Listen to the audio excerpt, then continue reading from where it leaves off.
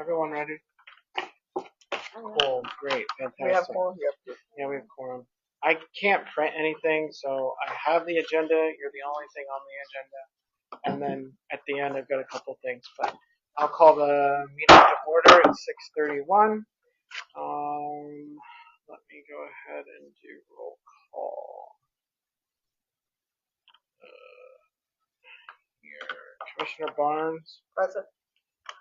Commissioner Blanchard is absent. Commissioner Bunting is absent. Commissioner Calhoun is absent. Commissioner Murray. Present. Member Foss. Present. Member Carmichael. Here. And then I am here. With that, if you're able to stand, we'll do the pledge real quick. I pledge allegiance to the flag of the United States of America and to the republic for which it stands, one nation, under God, indivisible, with liberty and justice for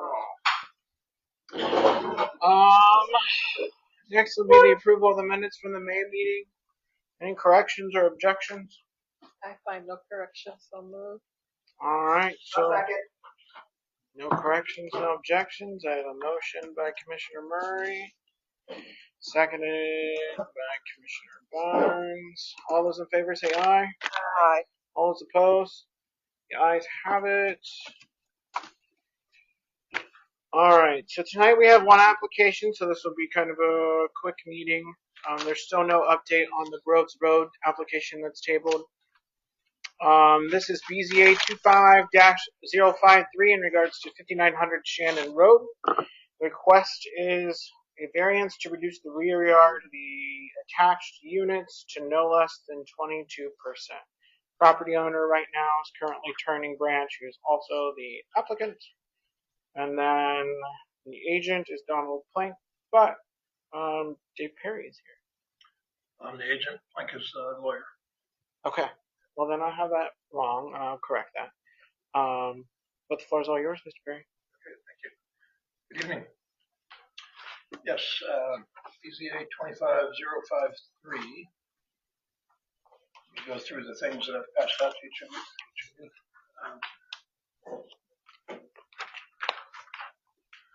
This is an aerial photo of the site. The site is this green rectangle. North side of Shannon Road, west of Bryce. You're all familiar with the church at the corner, Dayspring. The Dayspring property is not part of this application, but it's just a point of reference for us. So this 30 acres was rezoned, I think, end of 2022 or early 2023 to PUD 6. And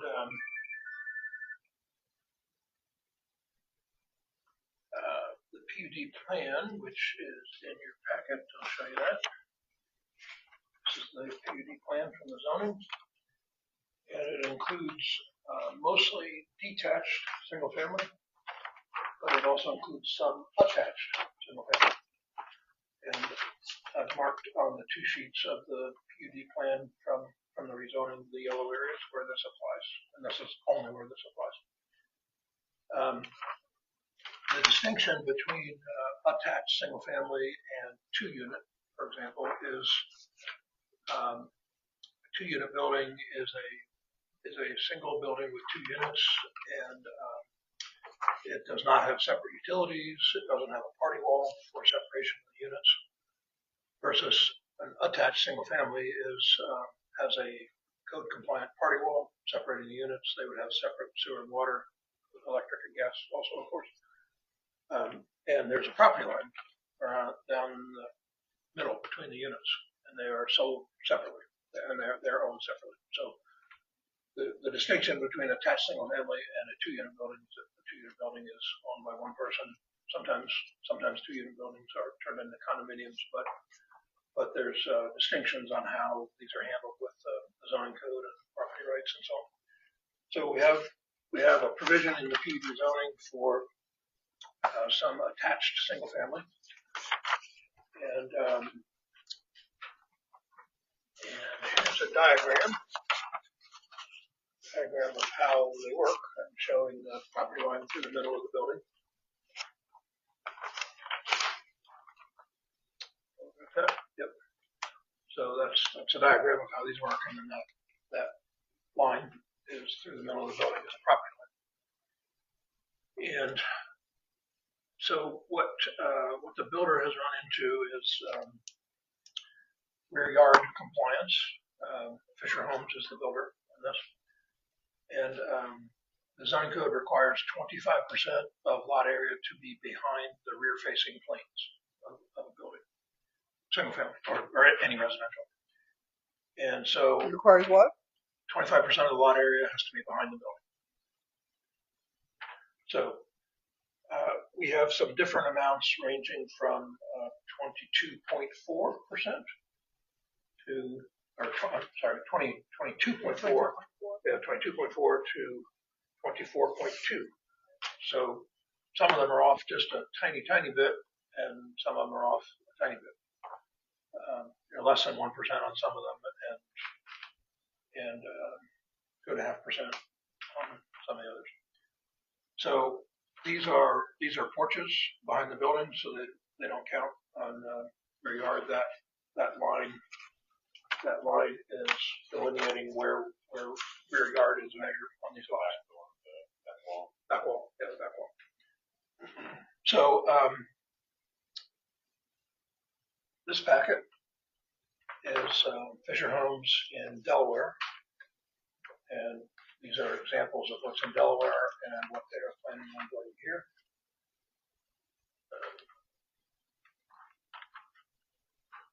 We can go through that individually if you want to, but that fence on that rear elevation is just kind of a general depiction that Fisher put on the building to indicate where the yards would divide and where the building divides and so on. So that's all this is here for, and this last sheet that I have in your packets is the code citation, section 3332.27 rear yard, to reduce rear yard from 25% of lot area to not less than 22. And as I indicated, they are slightly variable, 22.2, 22.4. There's a couple or three that are over 24, but not quite 25. So this sheet with that zoning citation is what this application is about. Okay. Anyone have any questions?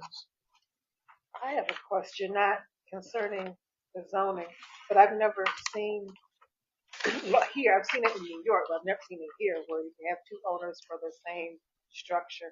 How does that work as far as, say there's something that goes wrong on here and they have to dig up all of the backyard. I have a water problem and my line goes that way. Well, good question. As far as utilities go, let me bring up one of these that shows. Well, not just water, but if there's any issue, yeah. A tree in this yard falls and it lands on both of the sides. Well, they better have their insurance paid up. That example, but let's see a good front picture here. I didn't see any front pictures in here. All these seem to be the back door, except this one is a half. There's one that's front. Got some of the front. But anyway, if you picture a property line, here, let's go back to this diagram. If you picture this example, and this property line, each unit's water and sewer, gas, electric taps would go directly to the street. So there wouldn't be a question of this owner has to get over here to get to the gas line or something. They would all go directly. These are they're separately owned units, and after Fisher builds them, it also will be separately owned.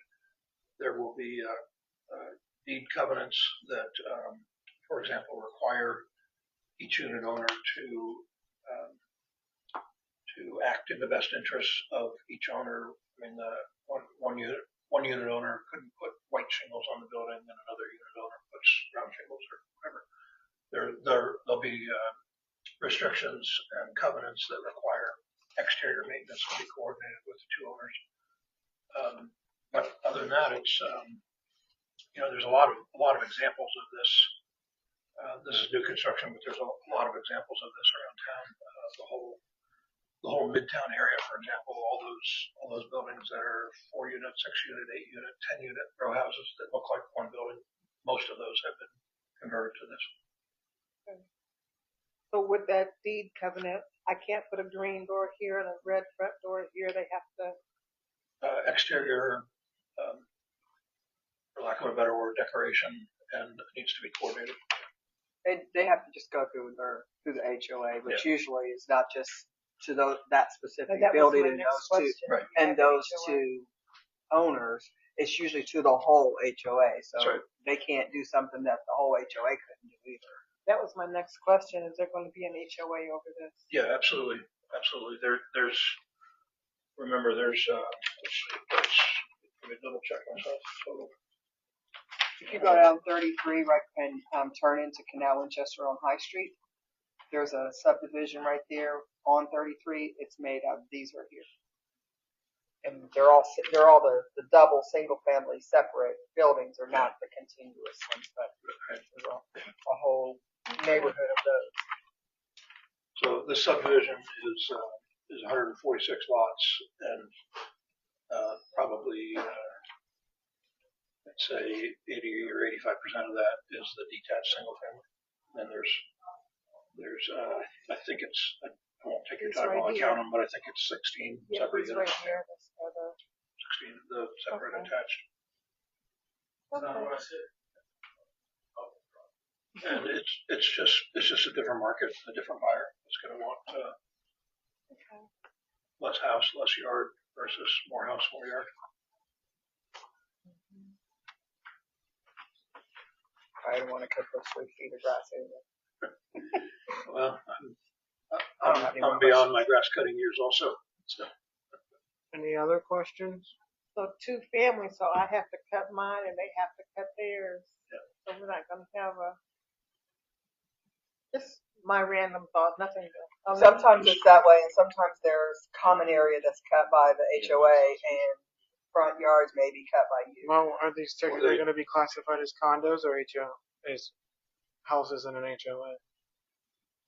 Well, Or they are not condominiums. So then, That's a different form of ownership, but they will all be subject to an HOA. so more likely they'll be individually grass. responsible. Yeah. they'll be cutting Or their own the 2 owners of the 2 units have the same person mow the grass. grass. Okay, I'm good. Mm-hmm. Highlighted units. The ones we talked about just the. Oh, only those, yeah. Is there a specific reason why it's just those few lots, since the rest are all going to be standard? It's just what, when the zoning was done, it's just what Fisher Homes thought. They're the only ones that don't have 25 feet. Is that right? Right, these are they vary between about 31 and 44. But all those single family lots are 50 feet or bigger. It's just it's just offering a different product by Fisher Homes. They tell me, I mean, I don't have any first-hand knowledge, but they tell me the Delaware subdivision is sold out. Well, I'm sure. And these will probably sell out as soon as you They'll give them probably up. sell. I feel like it's just a hodgepodge. They're just trying to fit something in there to sell it, which is what makes this property really dense.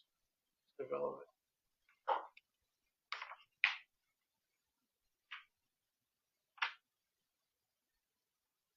Anyone have any other questions? Didn't we ask for a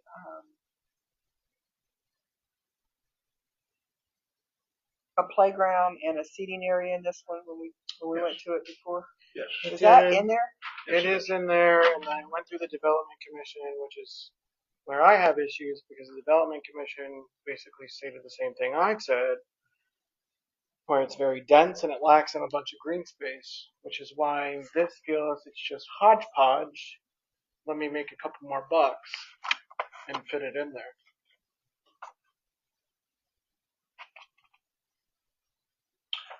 Well, Which is, it's not you, it's Fisher Homes, and my personal opinion, I'm not surprised because it's Fisher Homes. Trying to get the biggest bang for all their land, for the land that they purchased. I've dealt with them before. They're not the most pleasant to deal with. They just want to make money. But Well, everybody. Well, it's a different product also. What? I would move for conference. it's a proposed development that's going off of Shannon, basically Shannon and Bryce. It's right next to the church, west of the church. Which church? Dayspring. Dayspring. Mm-hmm.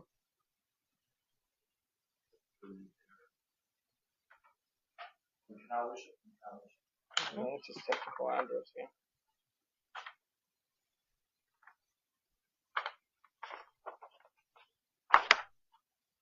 So out of curiosity, looking at here, where's the playground going to be?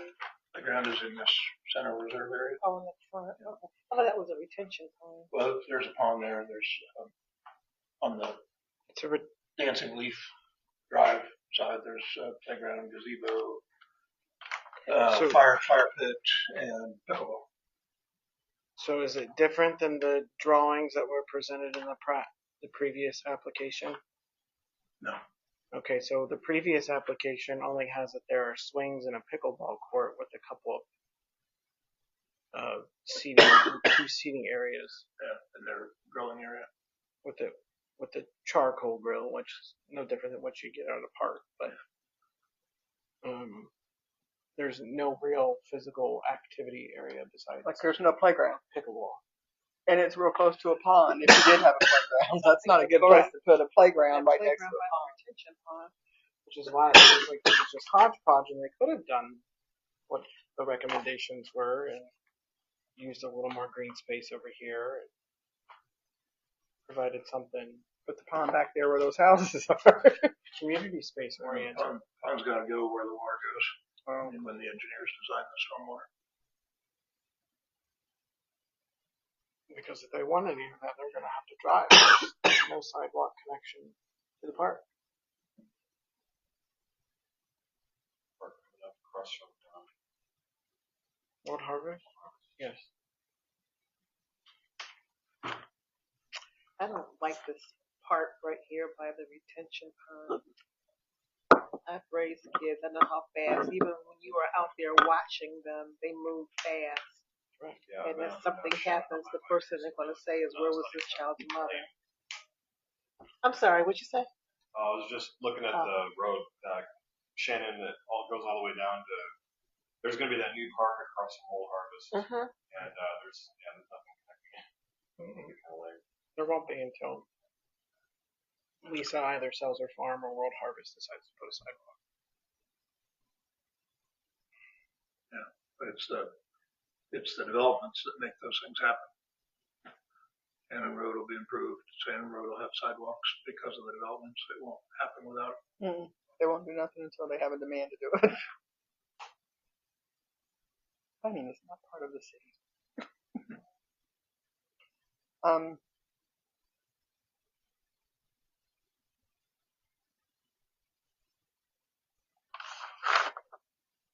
don't believe it. I just wonder, I see this, that you're putting this in showing all of these, but weren't those are all on this one too. Why are they not showing on Just because it's in two sheets. So this isn't the before and after, No, it's the continuation of the. Right, those are two sheets. You see the notation there about the max line? Yeah. It's just two sheets. So we're looking at 116 houses, 116 units. Sure, when I put them together. Yeah. It's 30 acres. It's a huge development. Yeah, It means there's space to put the green space that now it's 15 people have told them. Kind of goes like this. I know there's more. 121, 22, 138, 138 units.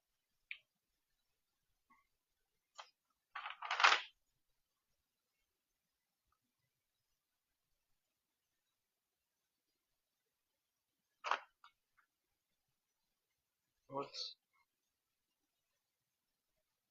going to happen is they're probably going to go to the development to the south, which means they're going to cross Shannon Road, which is going to be safety issues, because the development to the south will have the largest green space close to them, but also the sidewalk that they're going to have to get to get somewhat close to another park, which isn't even a park, it's just a trail. Well, this project will have sidewalk on Shannon Road. Horton will have sidewalk on Shannon Road. I mean, it's nice that they have sidewalk, but it has no purpose when recommendations were made several times by multiple commissions to just add a little bit more green space for community space. Because we are a commuter neighborhoods, you need vehicles to go everywhere right now until the development comes to fill in those gaps. And so, which is why it's odd that they're just filling the one side with these attached single-family units just to fill in some space to make a few extra bucks when they could get rid of a lot or two and have a small little pocket park, which doesn't take much out. Mark, you know this is the approved zoning plan. This is. I understand, Mr. Perry. This is not changing. I'm very well aware that this is the approved plan, but they're still coming back. You're still coming back to ask for a variance so that you can make these compliant if that's the pathway you wish to go.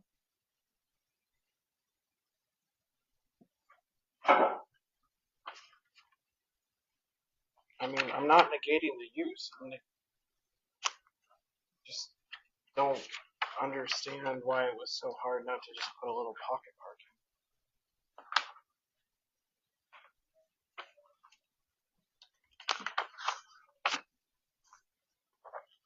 So none of these were on the original?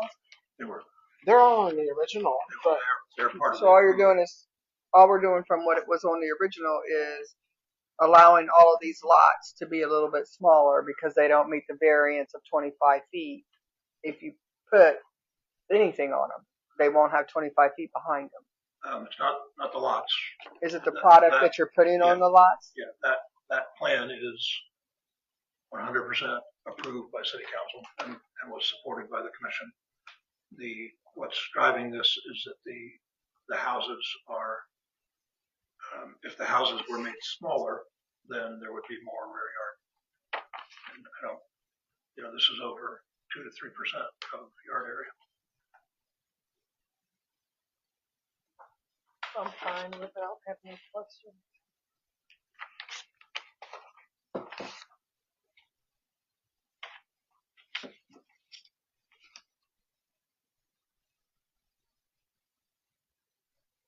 anyone else have any questions, concerns, comments? Does anyone want to make a motion? So moved.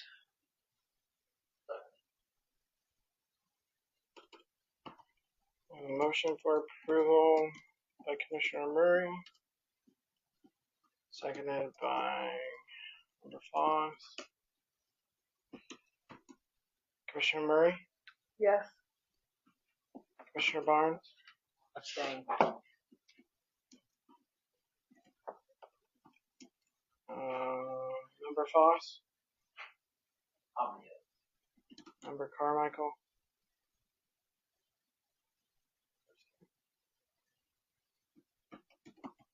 and I am a no.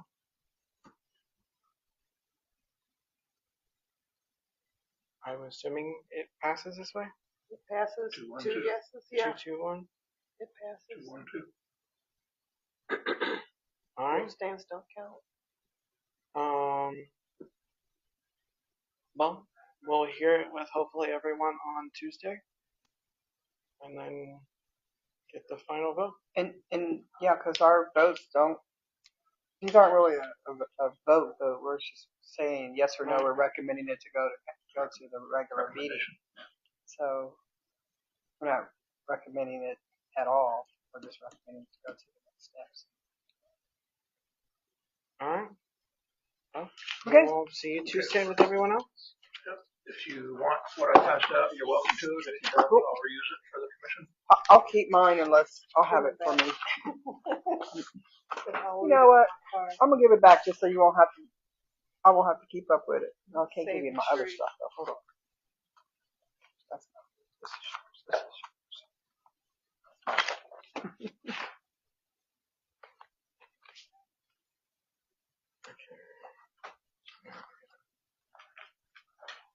All right. So we're going to move on to the chair report. Just a couple of things.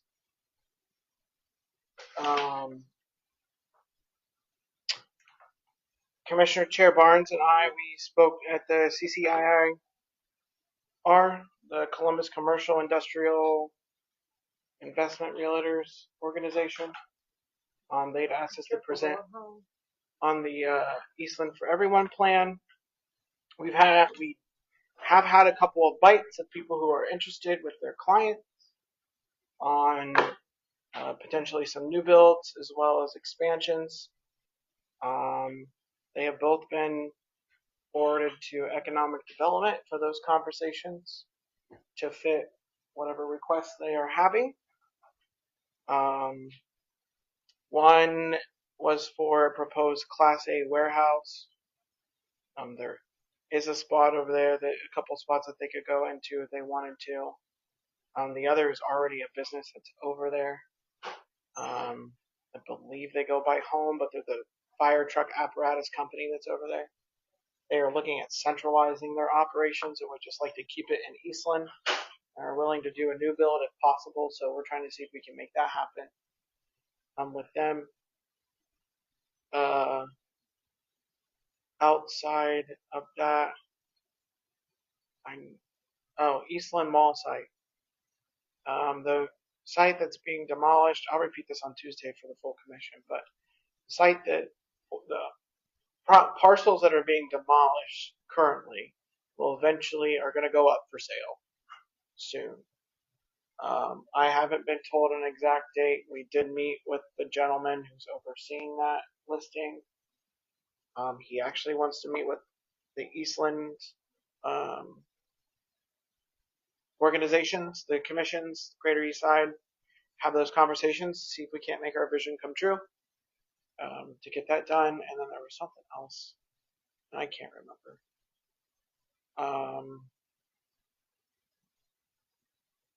Yeah, I'm blanking.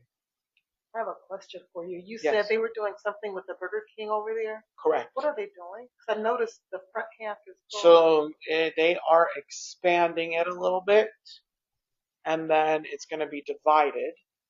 One side will have like co-working. Right. They don't have clients yet, but the idea is one side's going to have some style of drive-through restaurant. I guess a coffee shop. So maybe My understanding from talking to the owners is they're going to put in 2 shells. They're not putting anything in there. They're going to lease both sides Correct. out to whomever comes and decides they want to put a business in. Correct. But they are renovating them so that they're both functional sides with just the minimum of bare electric, bare floors, bare walls. But I mean, you come in, you put your own drywall up, you do your own partitions, you put your own fixtures, your own electric, your own ceilings, your own everything. So that's what they're providing to begin with, and they had to tear out that front wall in order to expand the building and to get to the utilities and the power, because a lot of it was underground. I noticed the front of the building was gone. Yeah. Yeah. But they're expanding it. They're going to redo the landscaping a little bit. They're going to basically make it a spec building to sell. That was the other thing. Fort Rapids. We are awaiting decision from the court to approve the sale or not To that church group. to the investment partnership. Well, one of them right now, prospective, is a church. One of them is prospectively a church. That's going to be further conversations with everyone, because we're just going to try to avoid to have duplicity when it comes to social services. We do not want to create some type of competition with Mid-Ohio in any way. They're bringing us something fantastic, so we don't want to. I can't see it being competition with Ohio because there's enough need to go around. We don't want to be the needy. There is. That's the whole thing. We don't want to be the needy side of Columbus. Yeah. We're not. We're not trying to redevelop and bring back Eastland as a social services Correct. neighborhood. That's not what we're trying to do. So we want to have some of that here, but we don't want to be, well, if you want that, go to that side of town. The idea is that they want to make it workforce housing to try to get it as close to free as possible for monthly rent. But you are going to be looking at families that are, making 10 to 50% of AMI, somewhere around there, which is poverty to like $35,000, $40,000, $50,000 a year. Mm-hmm. Somewhere in those range, and some of them will have kids, some of them won't have kids, but there's a lot of space in there, and I would rather see the water park and the conference center turn into, good services. We did try to throw some bugs in there here on maybe you can, have some recreational space for Parks and Rec. Maybe you can allow yourself to open a little bit. Maybe we have a library extension, or something like that, because they did make comment where if they deem anything around it to be unsafe to the residents, they're going to close themselves off, which is kind of a red flag to me. But I mean, private property rights. What can you do?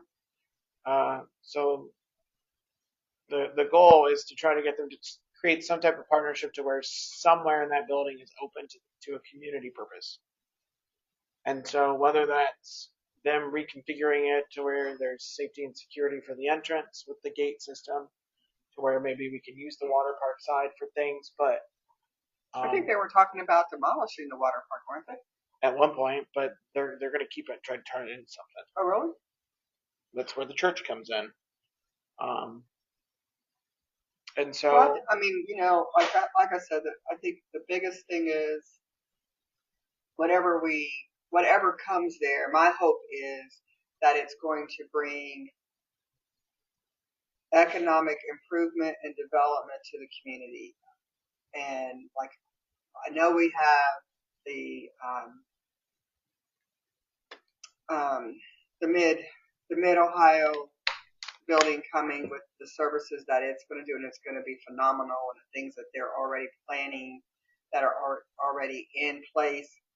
I think that location and it being, on a primary corridor, intersection, I think that that's going to be, that it's going to bring a lot of services and things. But what I like to see is not putting everybody into one building that has a single need, but rather sprinkling them out amongst multiple areas, and so that it's not this whole subdivision is just this, or this whole subdivision is just this, because that brings its own set of issues and problems. And I want to see it where people can afford to live wherever they're going to live, but that we're not focusing on bringing in a apartment building after apartment building that's just for social services, but that we provide social services to the community as a whole, and it's not focused upon as, like I said, Eastland being the social services capital of Columbus. Which is why I kept trying to put this bug on, let's bring things that are benefit to the community as a whole that aren't social services, and then allow them to create space in which they can have spaces for extension of specific social services to come to that. They want to have it kind of like an all-in-one location where the people there can get their needs there, which is all fine and dandy. I'm all here for it. The thing is to help people grow and not to help people stay in the situation that they may be in.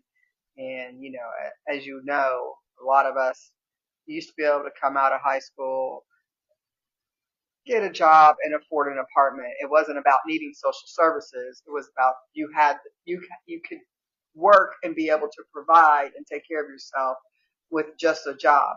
Now it's you need all these social services to make up for the money that the job isn't giving you to be able to do something you already wanted to do, and that is live in an apartment or be able to buy a house off of a 40-hour a week job. So I think it's more along those lines of trying to figure out how we do that part. So Right. I'm sorry. Could I You have have a question? Yeah, a little on top of the housing. It's kind of like, we have the idea of universal basic income. UBI? They're currently doing a pilot program here in Columbus. Really? I believe so. All homes are certain. No, it's like I don't know if they're calling it UBI, but there is a pilot program where they're providing money in that capacity. Is that the program where they give a person X number of dollars every month on top of whatever they make, so that I their think income is, yeah. and then they help them with various different things so that they're successful in being able to live, survive, and provide for themselves. It's something around there, but it's a small pilot program, and they're all being provided the same amount of dollars. So UBI.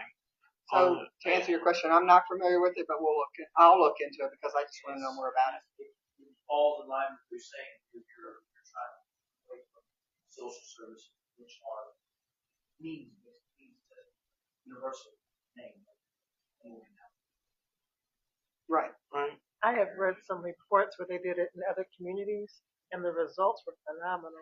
So statistically, and I've had some research in some of my classes in undergrad. Statistically, cash is the most. I mean, to me, it's common sense, but right, cash has statistically been the best avenue for social services, excluding healthcare because it's a whole different ballgame. But when you're looking at food and transportation and housing and essential needs and things like that, cash has statistically been one of the greatest results to come What out. I remember about the one that I read, because they gave them like $300 a month, their attendance at work increased because they had gas in their car at all times. If something broke to their car, they had the ability to get it fixed. Yep. So because they were able to be consistent at their job, they were able to get more money from their job, which it was like a no-brainer. It makes no sense, but we digress. Yeah, but that's nothing that I can control. So okay, Right. next. All right. I don't have anything else. Anyone have anything they need from me? Well, I just had a question about. I'm sorry. Go ahead. When these zoning applications come through, Right. For example, if that this variance did not pass here, what would happen? And then, as it did pass, where's it going next? Because you said that it was going to go to the commission next, and this is just So kind of it's- gatekeeping. Yeah. We operate similar to city council. Well, city council does it a little bit different, but a normal council function, it will go through committee first before it goes through the full body. But we do that for committee because residents can sit on the committee. So then residents also have a say in it beyond us, even though we are residents. And then it will go to the full commission, to the commissioners, and that's the official documented vote that we put on there. I always include if it's not unanimous coming out of the committee, I will always include what the committee recommends as well on those forms. But then those will go into the rest of the application. So when that's presented to city council or the development commission, they will get information on all the departments and organizations that have overseen it and whether they approve or disapprove. and then once it gets to council, they get all the information. So if that were to not have passed just now, where would he be appealing to? Or them? He wouldn't, so we'll go to the commission, because we don't have an official appeal process. As chair, I can control whether it comes through here or not, and control whether we hear it or not. However, it's still going to go through the rest of the process. The city will sit there and bug me, and I will tell them exactly what we're doing. And so at that point, typically the city will begin some type of mediation, which is a new process I've learned. If we unanimously disapprove something, city council has decided the same thing, that they'll kind of reach out to the developer, they'll reach out to the commission, they'll ask why we disapproved it, kind of have that mediation and conversation. It's what we were supposed, that was the direction we were going to be going in with Lindora, but Lindora is still in negotiations with Parks and Rec. So it's a little bit different, but the base function is still kind of there. And I mean, the same thing with the commission meeting. If it comes out of here, technically she as chair can control whether it's heard or not, because those are as the presiding officer, those are powers granted to us by Robert's rules, which is how we function. So that would be the process. Okay, cool. So, nothing else? Yes. I know you guys can't officially vote on it. We probably can't vote on it at all. But we were supposed to have our shred day on Saturday. And I want to reschedule it for for September or October. Because the guy hasn't responded.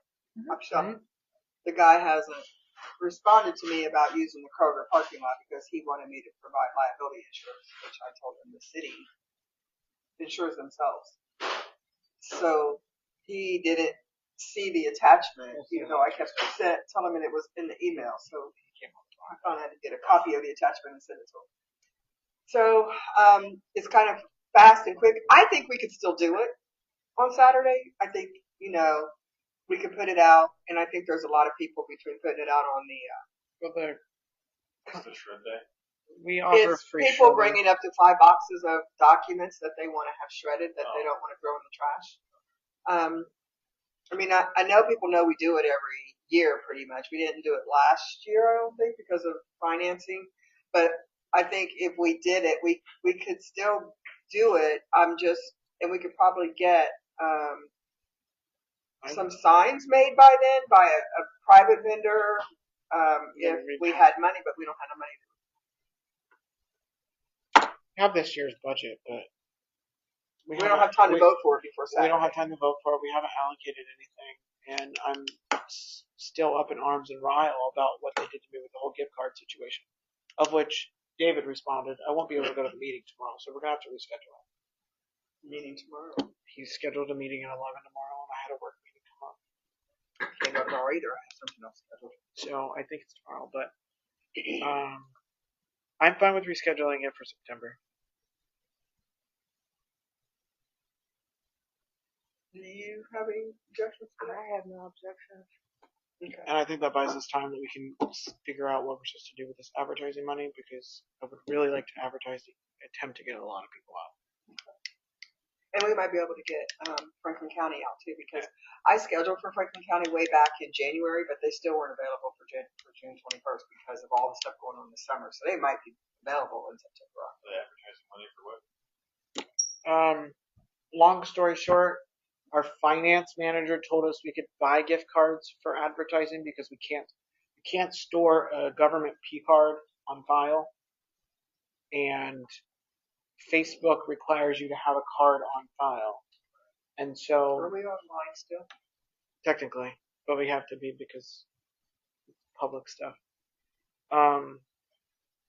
They told us we could buy gift cards. We allocated $200 to pay for gift cards for advertising for Facebook. Right. That we could use for all of these events.